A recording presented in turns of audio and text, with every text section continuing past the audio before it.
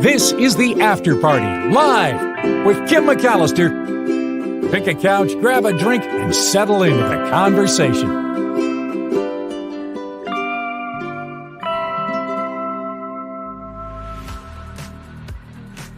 Hey, welcome to the After Party live on this Wednesday. So glad that you could be here along with me after the Mark Thompson show. And I will say this to anybody that is having trouble with the Mark Thompson show meetup that happens tomorrow night. If you're having an issue, any kind of problem, sending an email or whatever, you can always message me if you can get a hold of me. It's kimmcallister@gmail.com. 2 M's, 2 C's, and 2 L's, or kim@theafterparty.live. So if you're having problems, please contact me. So glad to see that the people that we were not able to fit in originally because we'd reached our limit have been able to get in. So that makes me really happy. I hate to see people that want to be part of it excluded. So I'm grateful. Huge thank you to Wes for starting us off before I even came over here with a $5 super sticker. So grateful for your support. It's, trying to eke this out and make this work is always stressful. So I really appreciate that. Please find the YouTube the PayPal information either on the YouTube description of the After Party Live, or you can find it in the show description where it lives every day. And thank you so much to everyone who's able to contribute and kick a little toward the show and the continuation of this show. We'll say that. Also tomorrow, just as we're on doing some programming notes, I will say that tomorrow is Nikki live at 5. So the Nikki Maduro show on Thursday, 5 p.m. Cocktails, mocktails, and politics is what we're doing. And it's been really, really fun. Kind of nice time change, and we're able to talk about the stories of the day in the evening. So that's really fun. I hope you'll join for that ahead of the Mark Thompson show meetup if you're coming to that at 6:30. All right, let's jump in and see what you guys have been chit-chatting about here in the chat. Gordon talking about beer no more than twice a week. All right, sounds good. Will Nikki be drunk for the MT meetup? Every possibility exists. If I had to interview Mr. Predicto, I think the answer would probably be tipsy. Yes, tipsy, maybe not drunk. She can hold her booze pretty well, I think. Much better than I can, I should say, is I just don't drink that much. So even though I'm a bigger person than her, it just seems to affect me more, I think. Eric says I don't drink anymore, but I would allow myself an exception to try a sip of the cognac. Let me tell you about this cognac. I think I would try it too, just because it's so interesting. All right, let's get into these stories and dig into all of it. And again, thanks everyone for being patient and for being here with me today. I'm really grateful. Let's start with this story. And this is one I had for you yesterday, but I wasn't able to get to it. You know, if you've always wanted a Ferrari and you thought to yourself, it's not going to fit into my lifestyle. I really need that SUV. You know, I've got kids to put in the back. I've got a stroller. Well, now it turns out you can actually have both, because it turns out Ferrari has come out with an SUV. Look at you go. It is called, and I don't know if I'm going to say it right, the Ferrari Purosangue. Here, I'll put it up in a banner so you guys can see how it's spelled. Tell me if I'm pronouncing it wrong. I'm sure I'm pronouncing it wrong. The Ferrari Purosangue.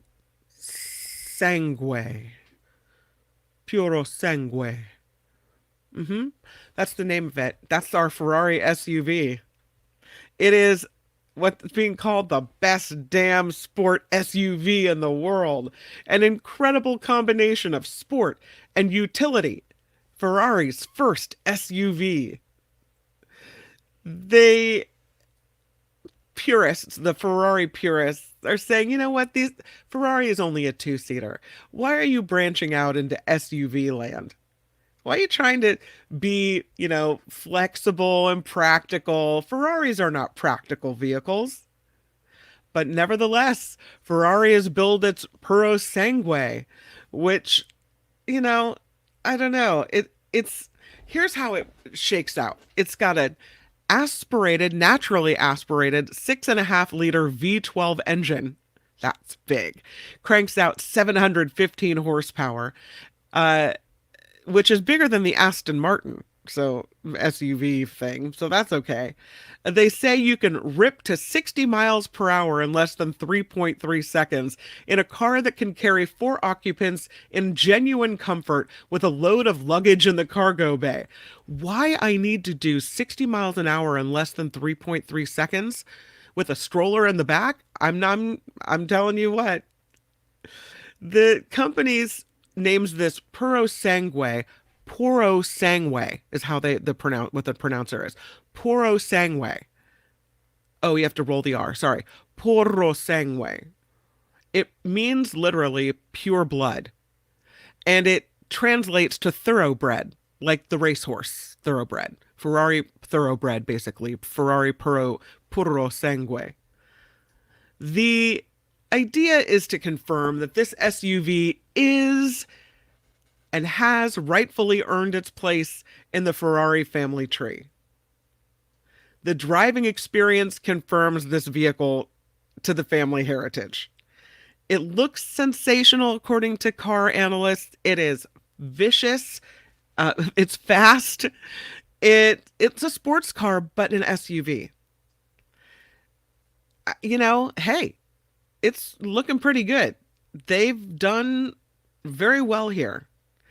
The article in Popular Science goes into huge detail about the unusual solution they came up with for an all-wheel drive system.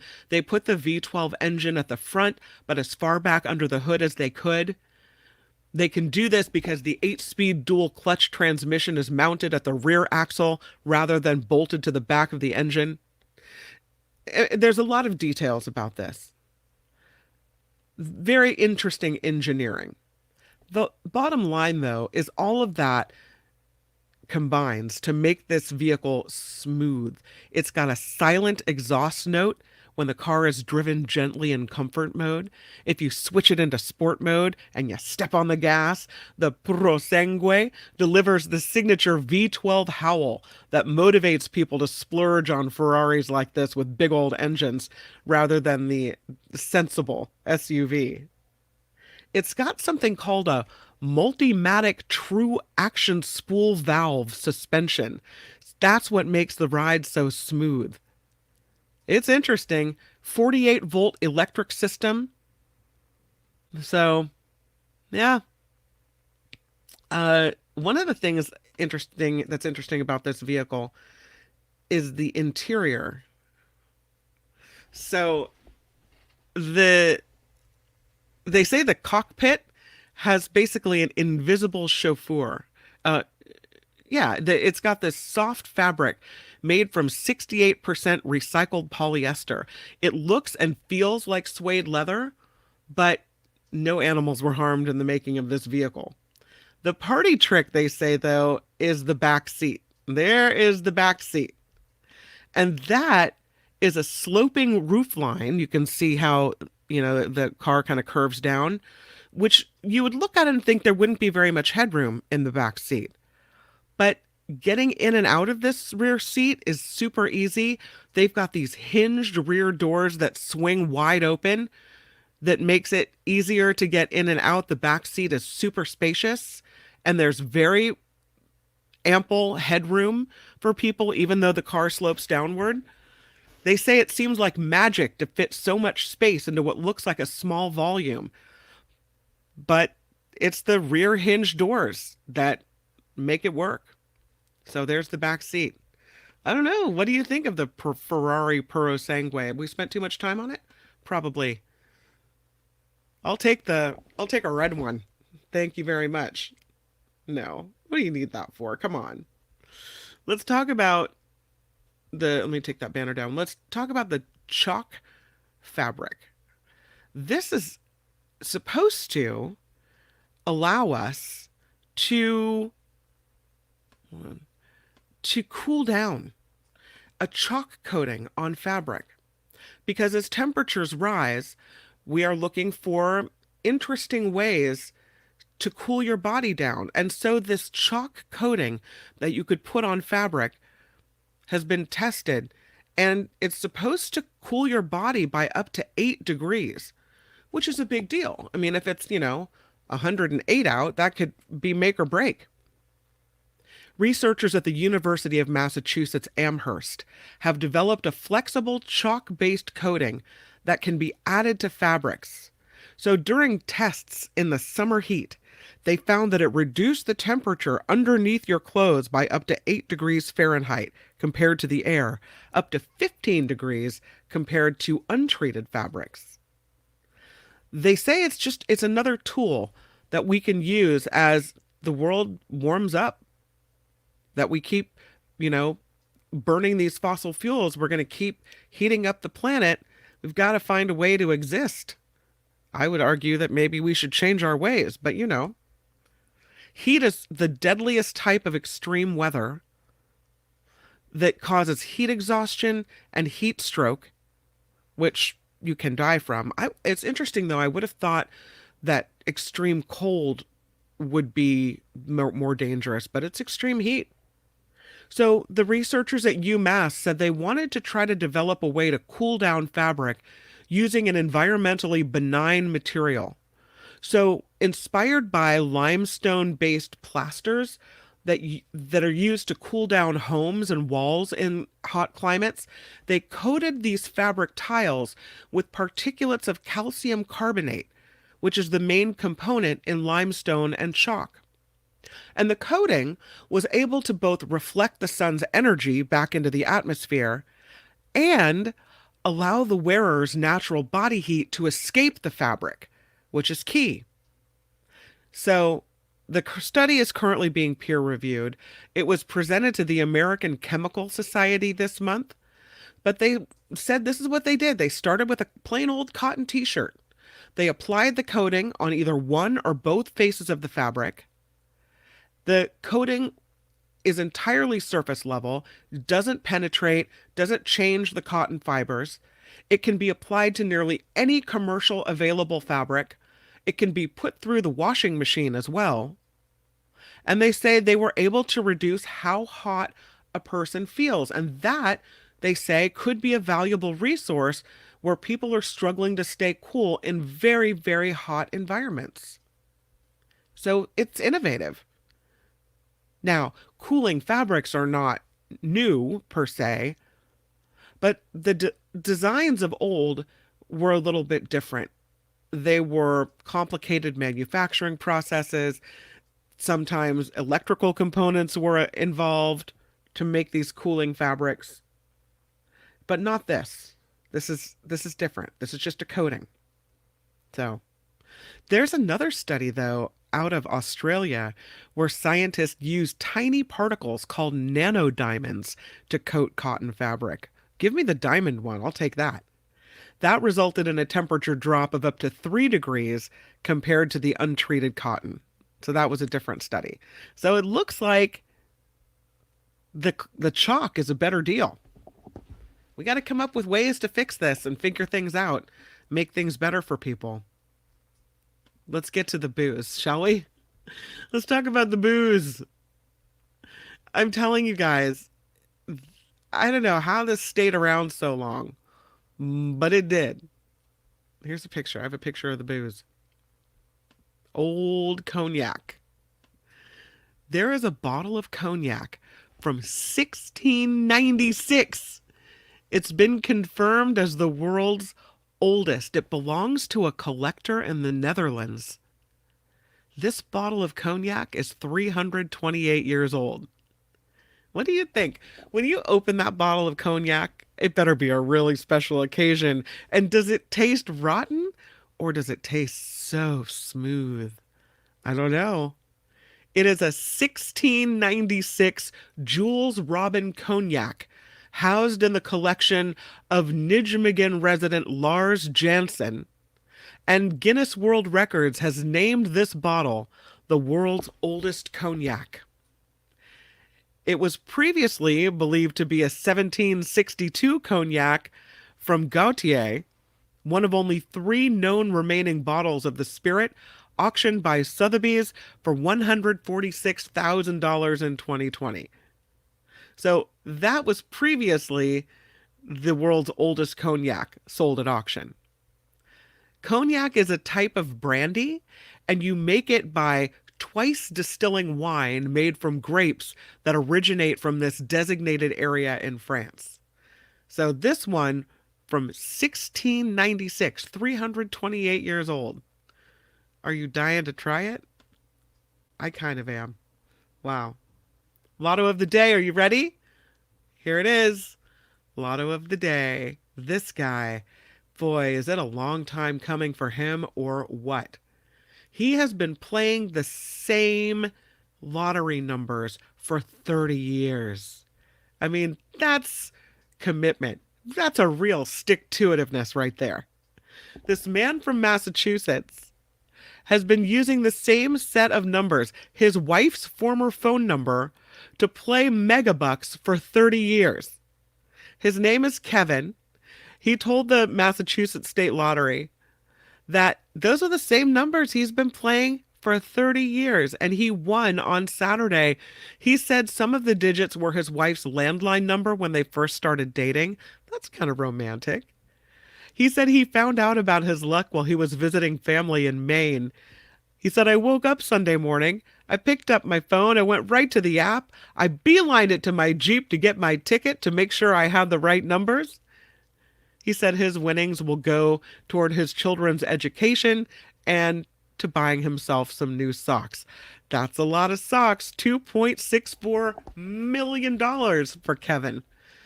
After all these years, look at that. It all pays off. How about Wegovy for everyone? Woohoo! Look at that. Little Wegovy for you. Little Wegovy for you. No Wegovy left unturned.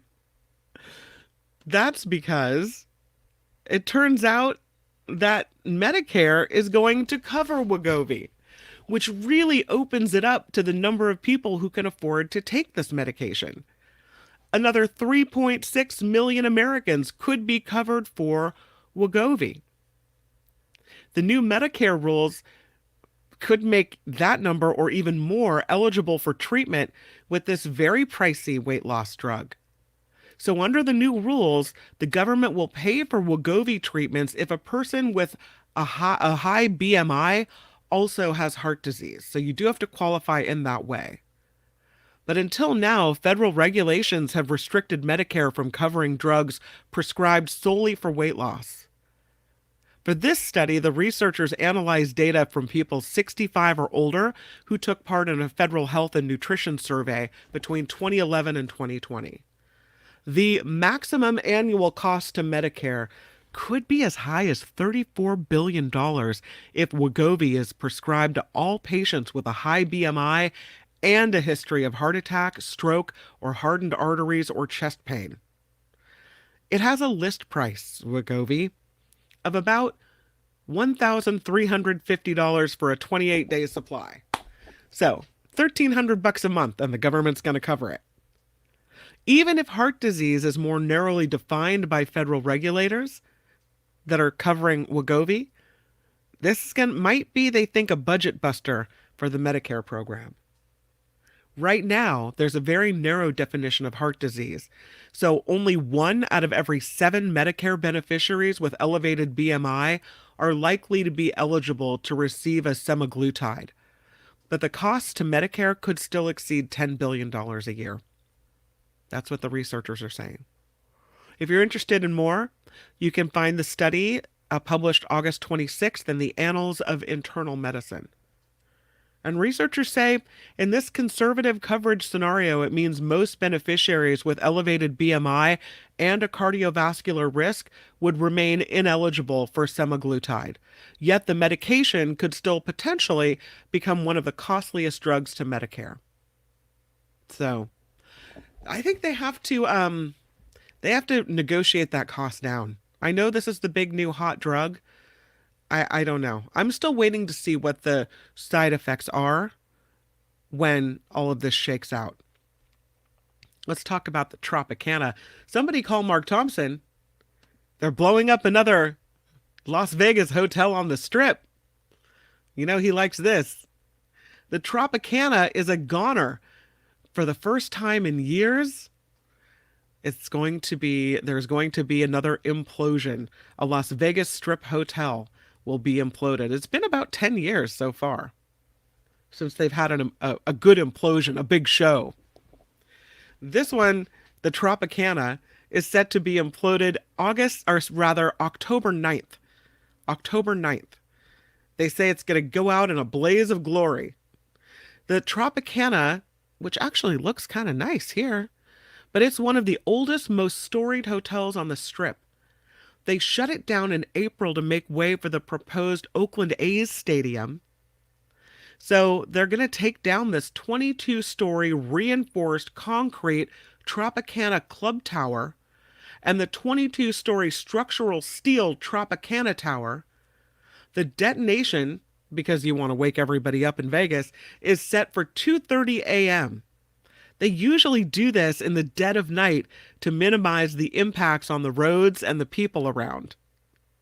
So Bally's Corporation and the Oakland A's will be hosting a commemorative event the morning of October 9th, featuring a spectacular drone and fireworks display. This kind of history that they're going to bring down in a blaze of glory. The Tropicana opened in 1957.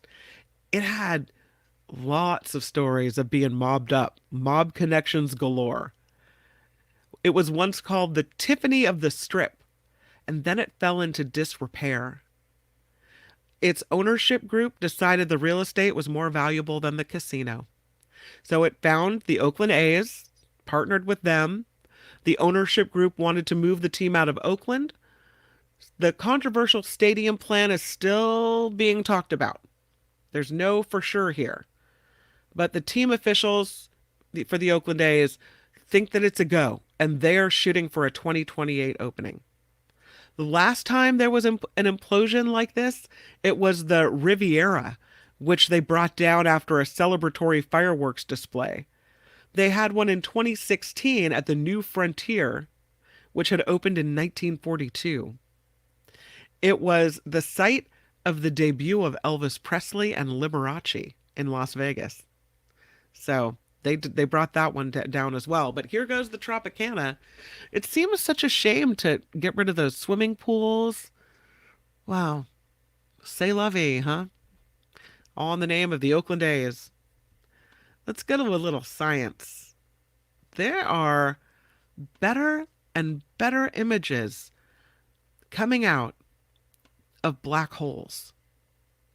Now this one looks a little fuzzy, but maybe we'll even get some movies of black holes. And it's all thanks to Event Horizon Telescope's newest advancement.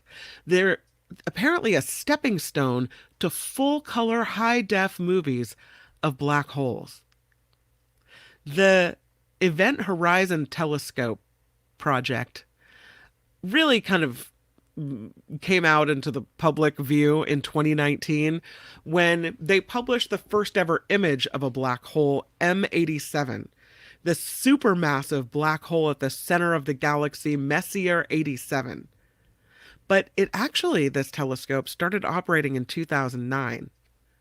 And for more than 15 years of its service, it's brought some very interesting images. There's a paper that was just published yesterday in the Astronomical Journal. And it says this telescope is providing a significant upgrade in capabilities and light frequency and the ability to see things. It's the first improvement in decades to measure high frequency light, which is a critical factor in increasing the quality of the images. The upgrade they've given it will allow the telescope to take images of distant objects in greater detail, like of this black hole, to create composite multiple color images, and possibly, once planned upgrades to the telescope are completed, to take movies of these objects as well. The material accompanying the paper included simulations of how such composite pictures might actually look.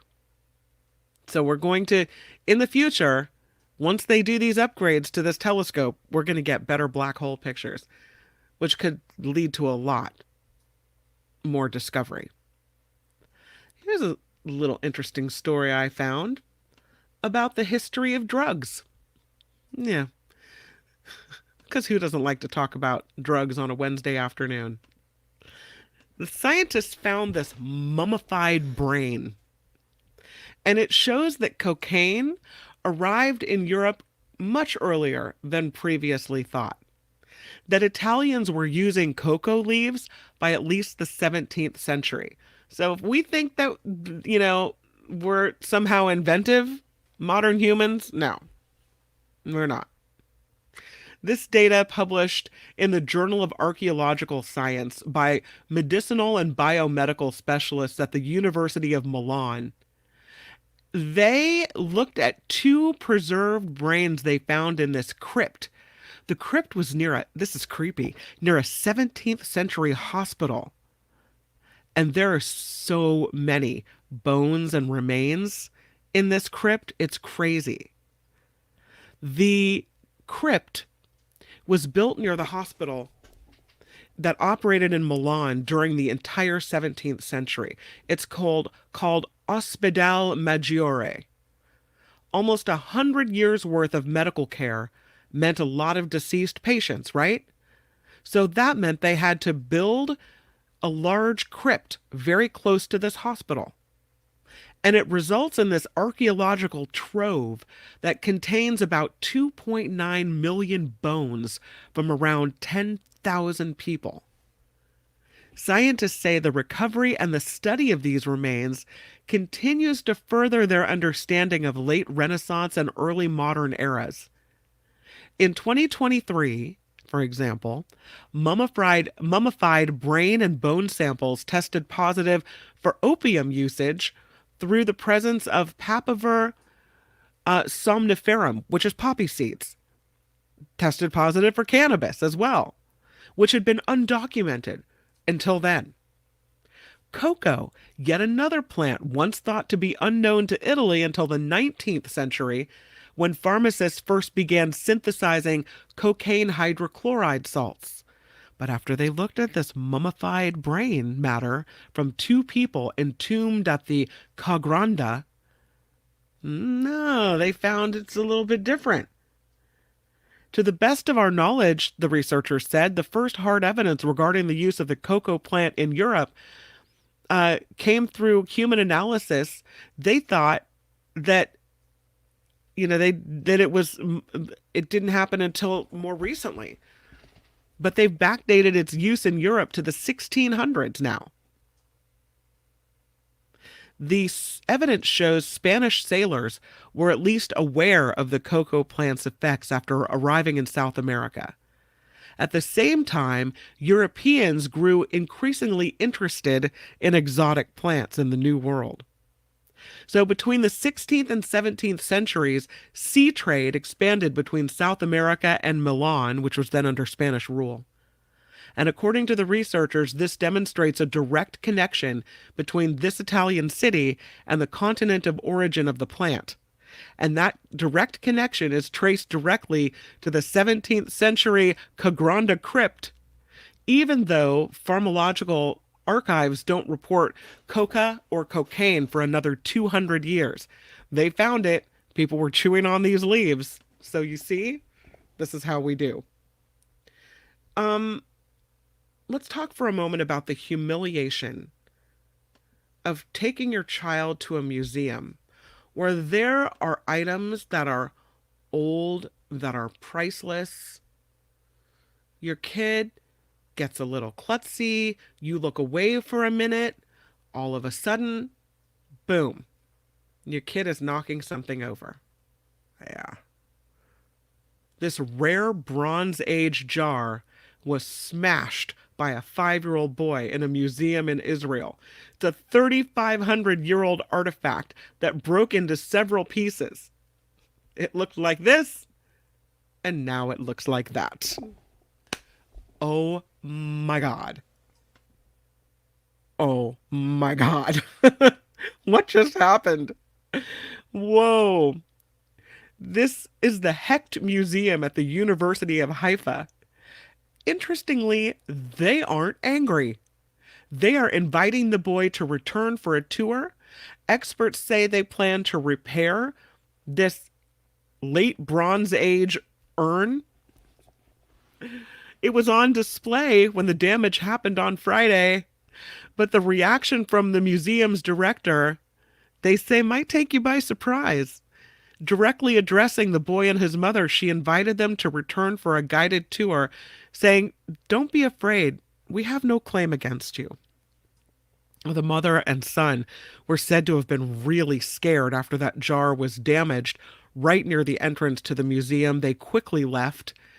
This archaeological find was discovered during excavations in Samaria in central Israel. It's been in the museum for 35 years. The urn dates to between 1130 and 1500 BC. I'm telling you, this thing survived all this time. I mean, can you imagine? You know what it can't survive? Little Jimmy. That's what it can't survive. Oh, we love our kids so much, but there are moments where you're like, if I could just disappear. I guess I'm feeling for this mother is what's happening to me right now. Completely feeling for her. All right. From this embarrassing, you know what? Let's go to the chat. I have to get your reaction to this one because this is pretty crazy. Here we are. I'm going to the chat. Oh, Harry. Harry says, if your doctor warns you that you have to watch your drinking, find a bar with a mirror. John Mooney. Thank you so much, Harry. I really appreciate the super sticker and your attempts to make us laugh, which you did on the Mark Thompson show in here as well. You bring a brightness to the day. What do we have? So, oh, you know what? Let me address this because SF Tesla said this yesterday too. The 810 Friends site. The site was an effort to increase the subscribership. I don't know if it worked well, but that effort has ended. So that website is over, and so we're not going to be bringing that back. So just so you know, that's not going to be resurrected. So, all right, enough said. Is cognac the same thing as brandy? It's a type of brandy, I think. Yeah, because brandy is also made from the same thing. So it's a type of brandy, but I think it's a little bit different. Colleen says cognac is brandy from Cognac, or the Cognac region of France. Yeah. Mm-hmm. Walter has never wanted a Ferrari. All right, well, that's good. All right. Mama Day 3 Boys says, I wouldn't let my kids anywhere near valuable breakables. Don't you think, though, Mama, that they should have been behind the glass?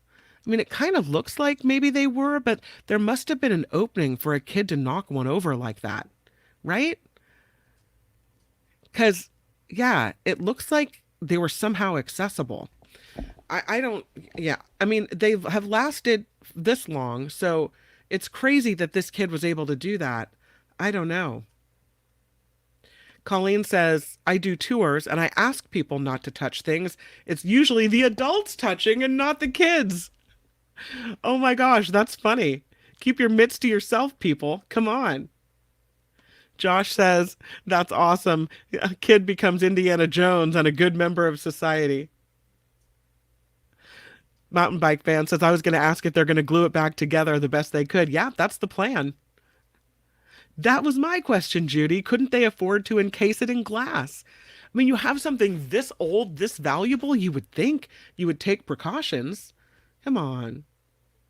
Maud says, it's all priceless, so priceless. No harm, no problem, right? Some people's kids. Walter said, just a little super glue. That's all you need. You're going to be fine. Yeah. Wow. Wild. I'm telling you. Okay. Yeah, that's what I was thinking, Susan. I bet the mom was horrified and embarrassed. Absolutely. Mountain Bike says, If that museum allows kids, they should either have them accompanied by an employee or expect this stuff to happen. Well, you would think that a parent would be able to manage their child in this type of scenario. And if not, then get in the stroller, kid, because you're strapped in so your little fingers can't break things, right? Oh. Wes says it's a huge difference between us and Europe. People usually respect stuff in Europe. In the United States, we need glass barriers and ropes. I would think that was all over the place. Is that an American thing? Hmm. Maybe there's so much history there, you can't possibly glass it all in. I don't know. Walter says maybe a little duct tape. Yeah. I don't know. Okay, can we go from this to this giant orange potty? The orange potty is kind of a celebratory item, a very spectacular design that was designed by Kohler. They say the designer, Samuel Rost, took cues from brutalist architecture when creating the Formation O2. It's a bright orange smart toilet made for bathroom brand Kohler. It's interesting. Its asymmetrical orange structure is made from composite resin and defined by the sharp angles of brutalist architecture. Look at that. Let me show you how it flushes. Look at her nice hand there. It's got all kinds of bells and whistles on it. I mean, it's a little too orange for me, I'm going to say. But you know, when you gotta go, I guess you could say. They drew inspiration from the velocity and the power of water in nature. The Formation O2 represents a radical approach to design language in a brutalist silhouette. It does include several integrated technologies. It has a heated seat on the potty. It has a nightlight, a touchscreen remote for opening and flushing, as well as cleaning. So that's nice. They chose the striking orange hue in homage to Kohler's 1967 Tiger Lily color, which was a line debuted by that bathroom brand. I don't know if I need brutalist architecture in my potty. Look at that. And it is very angular and stark. The orange potty. I thought it was interesting enough to show you. And speaking of oranges, here's a story. You know how oranges are sold with these little red nets covering them? And you might think, well, it's to keep the oranges together, right? That's why you have the red net bag, because you need something to gather up all your little oranges. It's not the reason. The orange or red plastic netting around fruit helps to give the impression that the orange peel is a much richer orange color, and that makes it look juicy and appealing to consumers. If the fruit is unripe, the colored net will downplay its greenness and boost up its orangeness, making it look ripe and more appetizing. This is all psychological, the red net. Who knew? You probably did. I didn't know. And that's the same reason why lemons are often put in yellow net bags to enhance their natural color. Because if they were put in red bags, they'd look orangey and not as appealing to people. The principle is based on the confetti illusion. It's a visual phenomenon where the perception of color is strongly influenced by its surrounding context. It's kind of an optical illusion. A neutrally colored ball, they did a study, was placed within a grid of differently colored lines. When the lines of a particular color are in the foreground, the color of the ball appears to blend with that of the lines. So, in a new study, a psychologist from Gießen University in Germany went on to detail how the supermarket orange bags or red bags uses the confetti illusion. He says, I buy my oranges from my favorite fruit seller, Helga, every Saturday at the local market. On a recent day, she didn't have any nice ripe oranges. as could be expected during the German summer. So later, I stopped by a supermarket, and there seemed to be an abundance of ripe oranges, and of course, I bought a bunch of them, handily packaged into this orange net for carrying. But at home, when I took out the oranges from the net, a miracle happened. Each orange, beautifully colored within the net, turned into an abysmal shade of green. Here's what he found. Looked like this on the left when the net was around it. He took it off. No, not so good. Helga was right. We don't have any oranges right now. He should have listened. This is interesting. I didn't know this is why we had the red net. So he put forward evidence to verify his claim. He put out these pictures, right? So A on the left is with the orange net. B is an isolated view. And C is with something called a Munker net. He said the photographs show some deceitful oranges. They conclude the color assimilation alone provides a strong effect on color appearance, turning the greenish-looking orange into a beautifully orange one. So the fruit vendors have realized this a long time ago. If you're looking around in a typical supermarket, it's easy to see the fruits and vegetables, lemons, onions, zucchini, even potatoes sometimes, typically packaged in these nets that are of the color that's perfect to show them off as to what they should look like. The confetti illusion, based on the principle that our brains are programmed to process peripheral vision and color perception. Our brains aim to provide us with a smooth, seamless experience that can be understood as effectively as possible.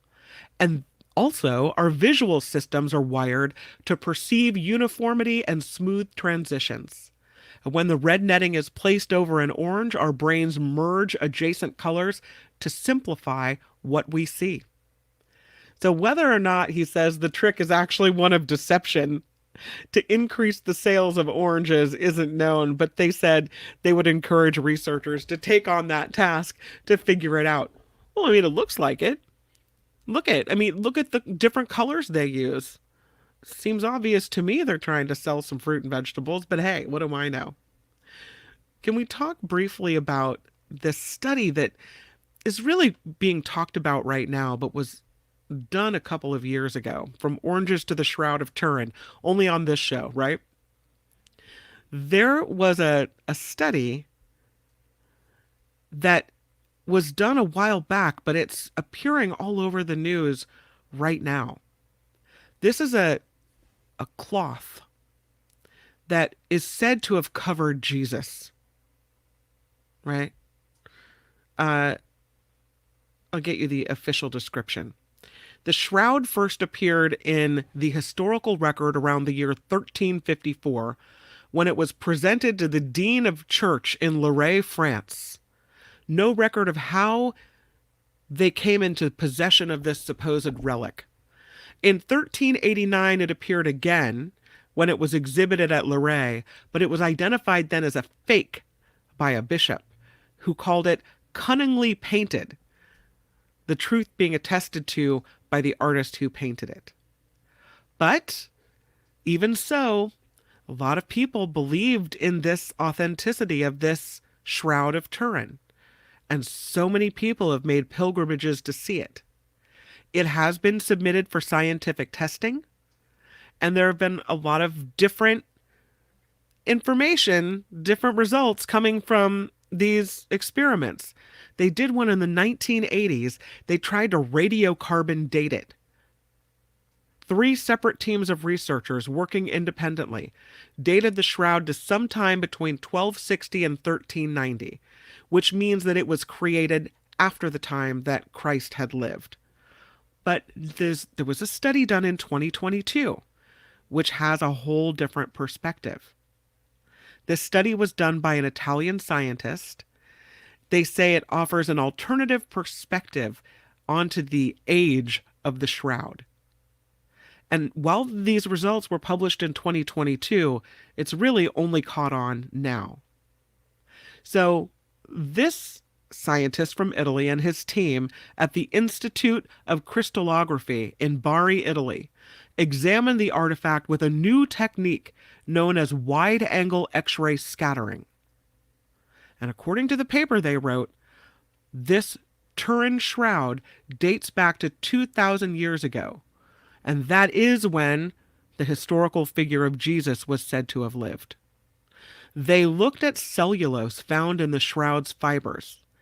They think it's aged very slowly since the 14th century because of the lower temperatures in the rooms where it's been kept, stone churches and this type of thing. And they say this means most of the shroud's aging occurred before the 1300s.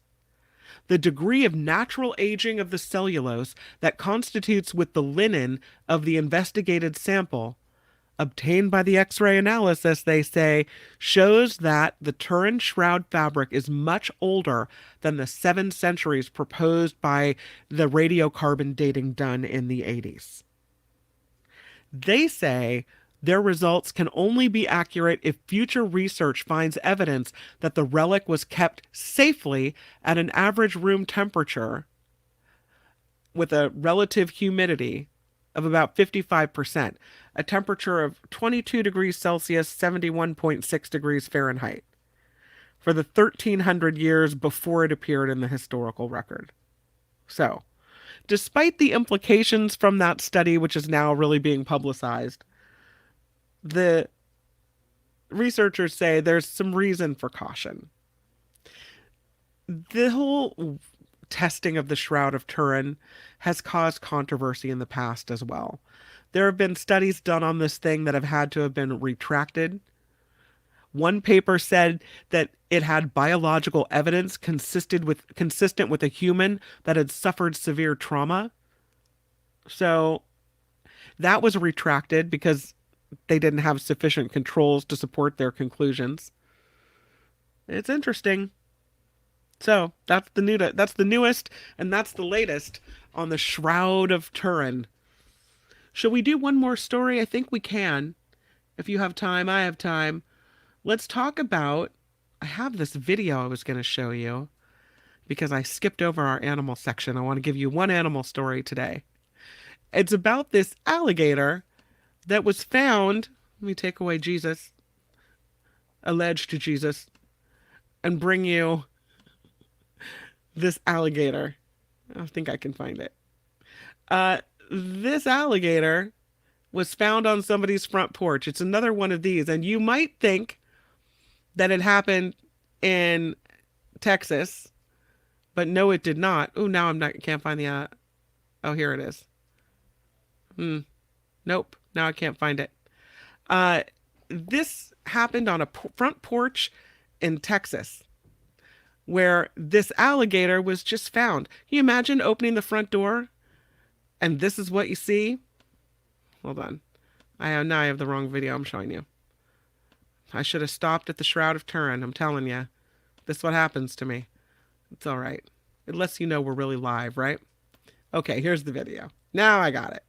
Now we're cooking with fire. So check this out.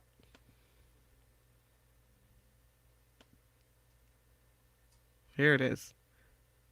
Now playing, kind of. Nope. Okay, here it is. Now it's playing. Here we go. Well, it was gonna play. Now I don't know if it's playing. Here we are. Okay. So right up to the front door, and here it is. All this for that, right? Here's a little gator right on the front. He's not a happy gator, I'll tell you that. He looks kind of scared. He doesn't want to be there either, is what I'm thinking. Yeah. This is body cam from Lieutenant Bill Henry, who just reaches down and grabs this gator like it's nothing. Can you imagine? They say you can take the boy out of the country. Can't take the country out of the boy. Absolutely not. So that's what happens when you open your front door in Texas. Yikes. No thank you. All right. Well, that is the After Party Live for this Wednesday. A huge thank you to Wes for the $5 super sticker. Huge thank you to Harry for the fun jokes and the $5 super sticker. And a thank you to everyone who contributes to PayPal. The bread and butter of this show. and the way I'm able to keep doing this to continue the show. So huge, huge thank you. I really can't say it enough. Programming notes again. Tomorrow, 11 a.m., The Mark Thompson Show, featuring former federal prosecutor, now defense attorney David Katz. We'll talk about the refiling of the indictment against Trump for what is really a coup, an attempted coup. So we'll talk about that with David Katz. Also, it looks like there's some new life left in the documents case. So we'll cover that one as well. That's the Mark Thompson Show.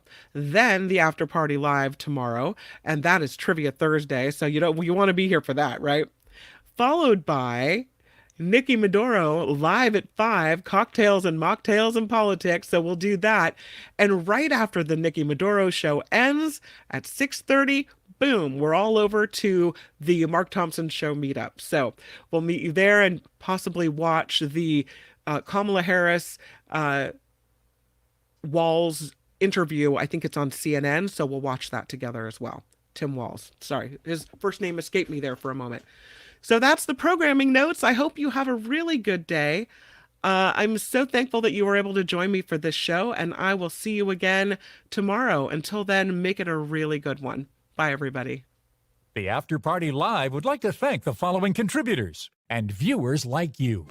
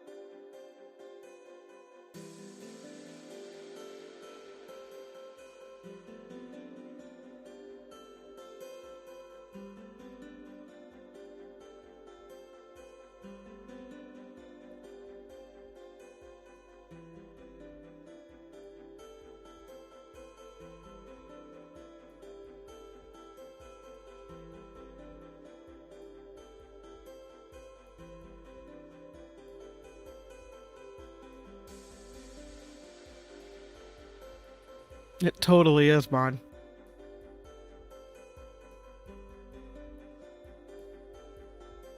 Screw work, Heather. Party with us.